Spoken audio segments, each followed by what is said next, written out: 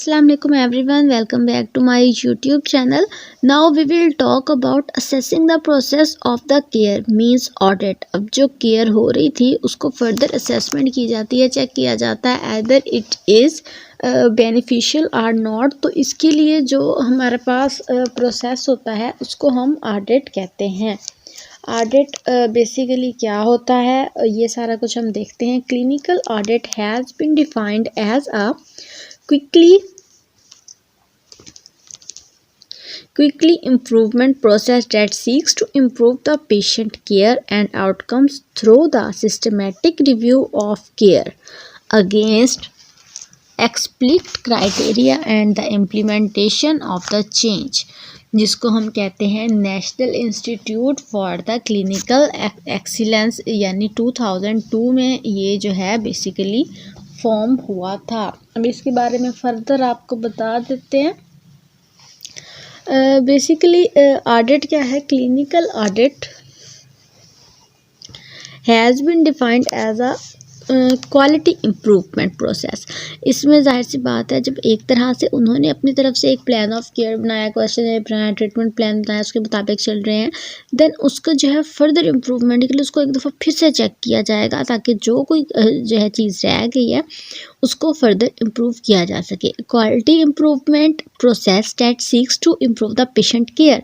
जब जाहिर सी बात है ट्रीटमेंट प्लान की, केयर प्लान की क्वालिटी बढ़ेगी तो एज अ रिज़ल्ट जो है पेशेंट केयर की भी क्वालिटी बढ़ेगी, पेशेंट केयर इम्प्रूव होगी and outcomes through the systematic review of care against explicit criteria.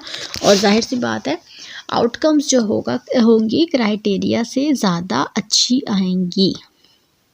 Then put simply, audit is a method of comparing what is actually happening in the clinical practice against agreed standards or guidelines. उन्होंने कहा कि ये simply compare करता है जो actually happen हो रहा है उसके साथ।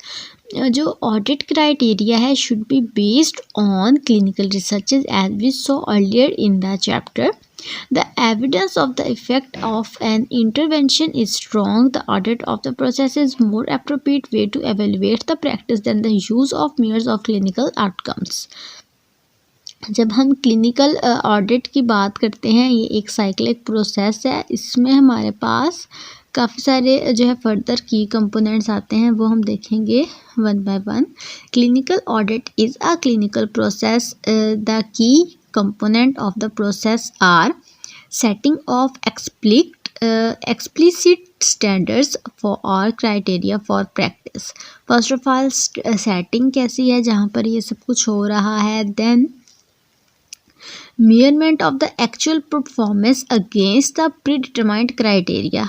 एक वो होता है जो परफॉर्मेंस से पहले एक क्राइटेरिया मेंटेन कर लेते हैं कि ऐसे ऐसे होगा, एंड देन वो जो एक्चुअल परफॉर्मेंस हुई, इन दोनों को आपस में कंपेयर करेंगे कि क्या हमने प्री डिटरमाइन ज़्यादा कर लिया था और एक्चुअल परफॉर्मेंस उससे कम है।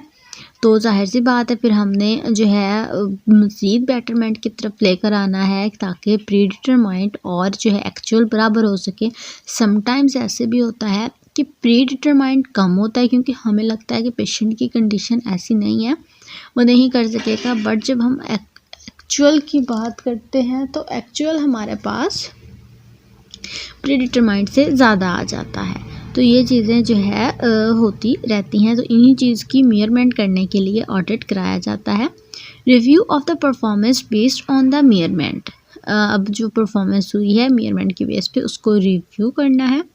Agreement about what practice improvement are needed. अब अगर कोई मज़ीद इम्प्रूवमेंट नीडेड है तो उसके लिए एग्रीमेंट कर लेना है। और इसके साथ ही हमारे पास action taken to implement agreed involvement measurement of actual performance repeated to confirm the improvement are not.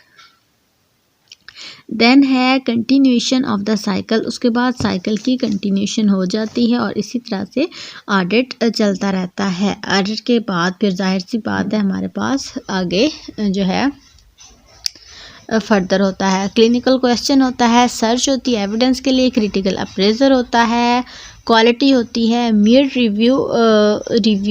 And review the practice again and evidence based guidelines और स्टैंडर्ड्स। और इसके बाद यहाँ से इस तरह से ये एक पूरा सर्कल शुरू हो जाता है। सबसे आखिर में रिव्यू करने होते हैं रिजल्ट्स। तो यहाँ तक कोई भी इशू हो तो आप पूछ सकते हैं। अल्लाह हाफिज़।